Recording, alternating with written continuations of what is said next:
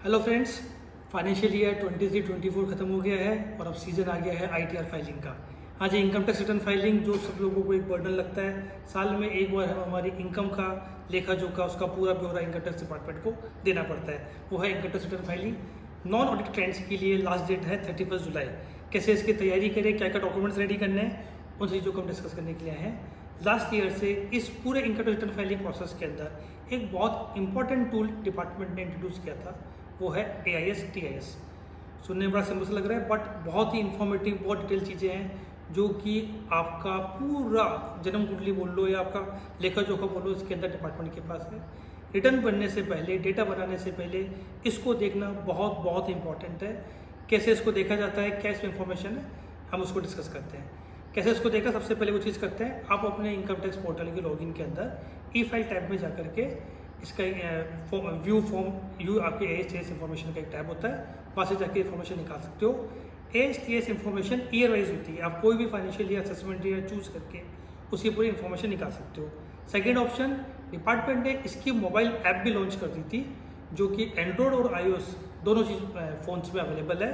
AIS income tax department search करके आप उसकी एप्लीकेशन में निकाल सकते हो, जिसको आप आपके पैन नंबर और डेट ऑफ बर्थ से लॉगिन कर सकते हो। मोबाइल पे OTP आएगा, उसके बाद वो सारी इन्फॉर्मेशन मोबाइल पे भी अवेलेबल है। तो हम वेब पोर्टल से भी निकाल सकते हैं, मोबाइल ऐप से भी निकाल सकते हैं, दोनों जगह से इसका डेटा अवेलेबल है हर साल के लिए। ये तो वो कहाँ से निकालना है। अब इसमें इन्फॉर्मेशन होती क्या है, ये फॉर्म क्या होता है, वो डिस्कस करते हैं। AIS annual information statement and TIS tax payer information summary, दोनों ऑलमोस्ट सिमिलर चीज़ें हैं। AIS में चीज़ें थोड़ी सी डिटेल्ड होती है, एक ट्रांजेक्शन को अलग अलग बताया गया है।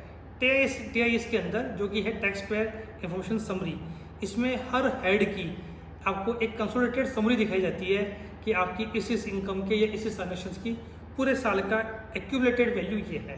AIS में वही चीज़ party wise, transaction wise, nature wise अलग अलग एंट्री आपको मिल जाती है।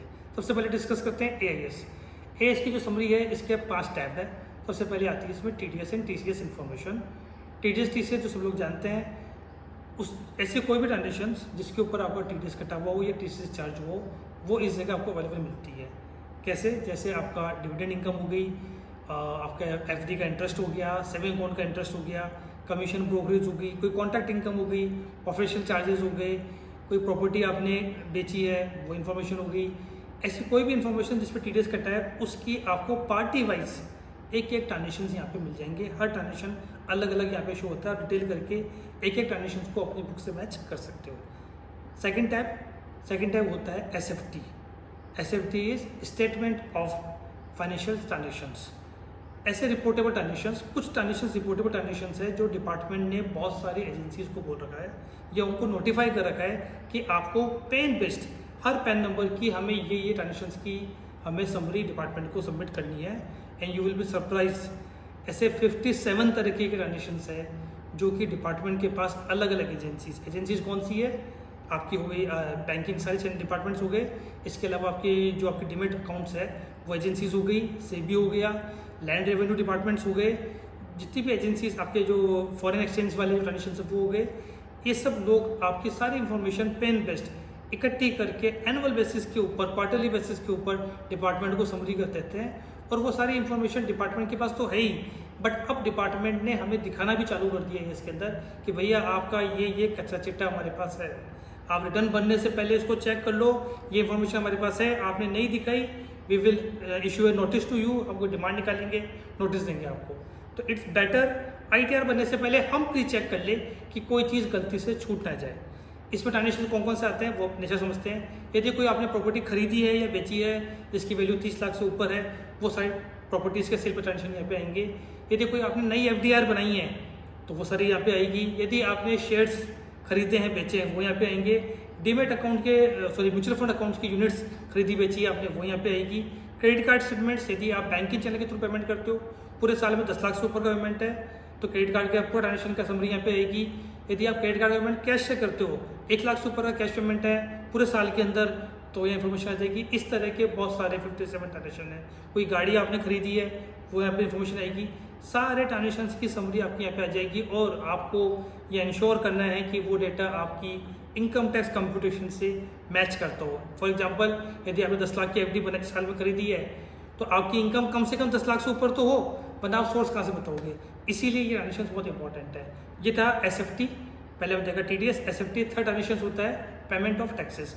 यदि आपने पूरे साल के अंदर TDS TCS के अलावा खुद अपने तरफ से बैंक के थ्रू, UPI के थ्रू को पेमेंट करा है टैक्स का, एडवांस टैक्स जमा कराया है, सेल्फ असेसमेंट टैक्स जमा कराया है, पूरे डिमांड के ऊपर रेगुलर टैक्स जमा कराया है, तो वो सारे चालान से आपको भी डिटेल डेट वाइज शो हो जाते हैं। थर्ड चीज़ है आपकी डिमांड और रिफंड्स। यदि पूरे पिछले साल के दौरान कोई भी आपकी डिमांड जनरेट हुई इनकम टैक्स की, या कोई डिपार्टमेंट ने आपको रिफंड इशू करा, तो वो इन्फॉर्मेशन रहती है। इसका क्या यूज़ है, यदि आपके पास इनकम टैक्स का रिफंड आया है तो आपको ये इंश्योर करना पड़ेगा कि यदि इसमें कुछ इंटरेस्ट मिला है, चाहे 10 रुपये का हो चाहे 2000 रुपये को, वो आपकी इनकम टैक्स कंपटीशन में होना चाहिए, वरना आपके पास नोटिस आने के पूरे चांसेस है। And fifth information is other information, जहाँ पे सारे मिसलेनियस इन्फॉर्मेशन, जैसे कि आपके पास GST नंबर है, उसकी पूरी समरी यहाँ पे आ जाएगी, पूरे GST के आउटवर्ड सप्लाई का टोटल यहाँ पे आ जाएगा, party wise inward supply total यहाँ पे आ जाएगा, और सारे मिसलेनियस ट्रांजेक्शन जो कहीं से रिपोर्ट होकर के आए तो वो आ जाएंगे। इस तरीके से इन डिफरेंट 5 टैब के अंदर डिपार्टमेंट आपका पूरा इनकम का ब्यौरा या आपके ट्रांजेक्शन के ब्यौरा देता है कि भैया आपने पिछले 1 साल के अंदर ये सारे ट्रांजेक्शन करें हैं, जो इन्फॉर्मेशन हमारे पास है। ये बात थी AS की। TIS इन्हीं सब इन्फॉर्मेशन को समरी करके, फॉर एग्जांपल डिविडेंड इनकम, पूरे साल में आपने 6000 रुपये का डिविडेंड कमाया, पूरे साल में आपने 9000 रुपये का सेविंग अकाउंट इंटरेस्ट कमाया, पूरे साल में आपने FDs पे इतना इंटरेस्ट कमाया, ऐसे समरी वाइज हर एक नेचर वाइज समरी देता है। तो वो आपको रिटर्न भरने के टाइम पे एक हेल्प मिल जाती है कि वो चीज़ें चेक कर जाए। AIS और TIS पूरे साल का ब्यौरा है, जो एक आदमी पूरा अपना 10 पेज का 50 पेज का बैंक स्टेटमेंट को एक चीज़ को चेक करके करता, तो उससे बेटर है कि उसको या समरी को चेक कर ले और रिटर्न भरने से पहले उसका सारा डेटा इकट्ठा कर ले, ताकि रिटर्न्स में उन ट्रांजेक्शंस को ढंग से, जहाँ एडजस्टमेंट की रिक्वायरमेंट हो एडजस्टमेंट की, जहाँ कुछ दिखाने की प्रेजेंटेशन का इश्यूज है उसको सजा करके बहुत सही तरीके से इनकम टैक्स कंप्यूटेशन करके उसको रिटर्न में कहीं ना कहीं एटलीस्ट शो कर दिया जाए। अदरवाइज क्या होगा कि ये डेटा आपको बाद में दिक्कत देगा। और एक मज़े की बात ये है, जो पहले होता था कि बाई चांस नोटिस आ सकता है, AIS में जो इन्फॉर्मेशन है और आपने नहीं दिखाई है, वहाँ वो बाई चांस वर्ड हट चुका है। हर रिटर्न सिस्टम कंप्यूटर अपने आप प्रोसेस करता है, उसको चेक करता है, कोई चीज़ बाई चांस नहीं है। 100% आपकी रिटर्न चेक होगी विदाउट एनी ह्यूमन इंटरवेंशन। और यदि उसमें कुछ मिसमैच है तो आपको एक नोटिस आएगा, नोटिस आने के बाद फिर डिपार्टमेंट के पास जाओ, समझो एक अपने आप में बर्डन क्रिएट होने वाला है। तो इससे बेटर है कि हम 10 मिनट निकालें, अपना AS TS निकालें और उसको चेक करके रिटर्न का डेटा प्रिपेयर कर ले। ये बहुत इंपॉर्टेंट है। ऐसे ही न्यूज़ के लिए, इनकम टैक्स के लिए, आपके फाइनेंस के ट्रांजेक्शंस के लिए आप हमारे चैनल को सब्सक्राइब करें। आगे आपको बहुत सारे वीडियोज़ में, नई वीडियोज़ में आपको पता पड़ेगा क्या AIS में इन्फॉर्मेशन गलत आ सकती है, क्या कोई इन्फॉर्मेशन डुप्लीकेट हो सकती है, यदि इन्फॉर्मेशन गलत है तो क्या करें। इन सब चीज़ों की जानकारी के आप हमारे आगे के वीडियोज़ देखिए और हमारे चैनल को सब्सक्राइब करें, ताकि आपको हम लगातार इन्फॉर्मेशन देते रहें। Thank you.